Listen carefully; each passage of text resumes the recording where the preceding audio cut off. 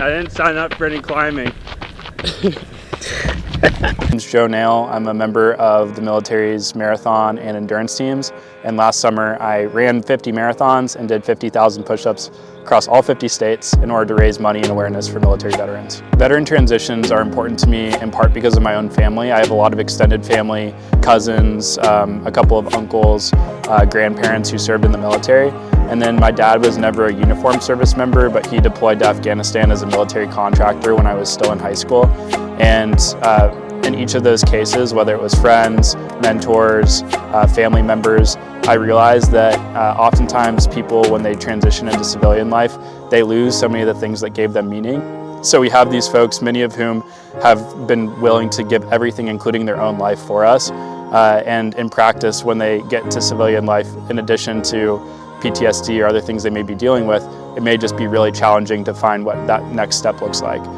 And so that's why I think also doing intense physical activity and endurance challenges is something that helps provide a lot of veterans and service members a sense of meaning and purpose once they leave the service. A typical day changed depending on the stage of the challenge. The very first day, I took my last final exam at Stanford and then hustled to the airport to fly to Alaska for the first marathon. Got there, slept for maybe like 4 or 5 hours. Then once we got there, we drove up to Denali, and the first marathon was literally running 26 miles through the wilderness and under the midnight sun.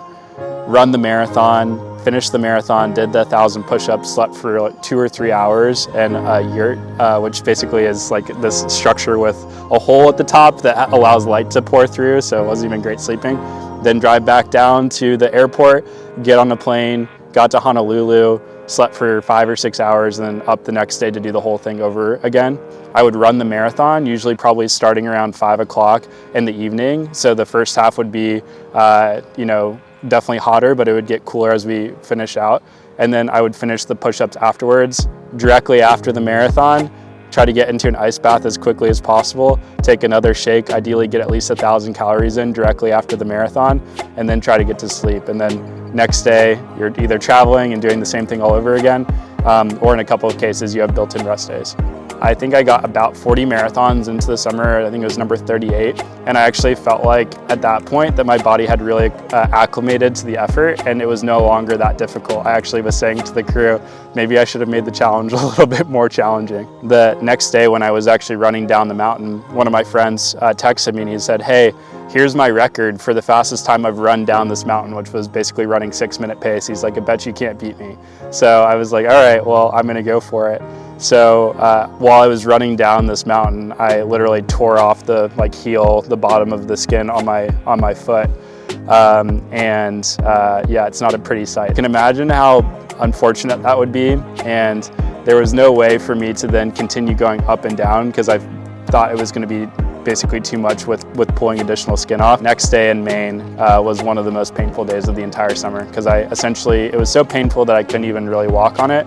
And I wore 4 pairs of socks and wrapped it about 4 or 5 times with gauze and everything else just to try to feel it as little as possible. So would not recommend. Things I came back to is just what the overall purpose of the project was. And when going into it, I knew it was going to be difficult, but when you know that you're dedicating each and every mile to a specific veteran or service member, it becomes a lot easier to just stay in the moment and stay focused presently on, I can't let myself think about how painful it might be in 15 miles. I'm just gonna focus on running the mile that I'm in. It's really easy when you're in a lot of pain to feel like, woe is me, why did I sign up for this? But I tried to remember that first of all, it was just an enormous blessing from God that I was even in a position where I was healthy enough to even attempt something like this. It was a huge blessing that I had friends and family who were there to support me. And it was also a huge blessing, and I was living a relative life of comfort when you really think about it, that I was getting to basically just run and have that be the purpose and direction that I had for the summer. I promised myself going into it that I was 100% going to finish, and I was so committed to that in my head. Are you familiar with you've seen basically the wheelchair races where people who can't use their legs will do a marathon like that? I basically rented one of those prior to starting the challenge to see how it would work, because I thought even if I ended up having a really bad stress reaction or broke a leg or something like that and couldn't continue on purely on foot, that I would actually just continue by doing the wheelchair version of a marathon. So my approach really was, whether I am going to run, like stumble, walk, or have to be in a wheelchair, that I was going to get all 50 marathons and all 50,000 push-ups done. But once I made the commitment and actually started, truly there was no thought in my mind that I was going to quit. When I'm running, I have so many different games, like mind games I play with myself. I very rarely actually run with music, which some people may think is really crazy, but I think that when you get into longer distances, you can almost dissociate from the pain a little bit. When I'm running, I try to stay grateful, but in reality, I use all sorts of different mind devices, positive, negative, and just things in my head to try to break down the task and stay focused in the moment. The biggest thing is that you just can't allow yourself to be overcome by the enormity of the task. So one of the biggest things that I did last year was I recognized I'm not always going to be able to do super long runs in a row, but people would probably see me sometimes literally with my running shoes on, and I would run like from my dorm to class, and I'd be getting an extra half mile or mile in that way. So I was doing little things to be able to train my body to not only embrace doing things the hard way, but also just realize I'm going to be spending a lot of time on my feet, and I may not have perfect training, but I'm going to get my body used to being on my feet. I do have some more challenges planned, but I think I realized that, first of all, each of us is capable of a lot more physically than we think we are, and that I feel like the willingness and ability to suffer through these endurance challenges is a gift from God and something that I want to honor.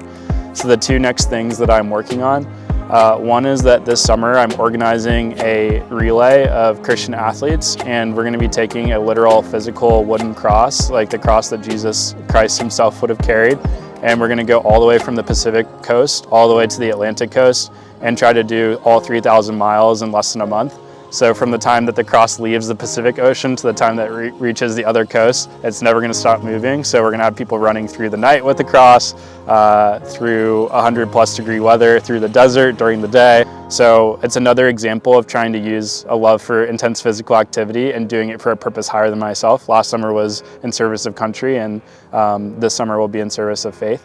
And then the other project, which I was originally hoping to do this year, but it may get pushed off to next summer, is running the entire length of the US-Mexico border.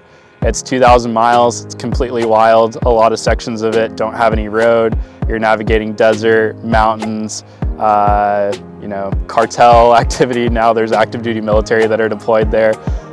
Route finding challenges, and despite it being the most covered border in the entire world, there's nobody who's ever traversed the entire thing, even by ATV. So to be able to do that by foot, I think would be pretty cool. I think every person is given unique gifts and blessings, and the question is, how do you cultivate those, and how do you put them in service of something bigger than yourself? So for me, that's endurance sports in service of God, family, and country. For other people, it may be something different, but I'd encourage everybody to find what that is and put it in service of a larger cause.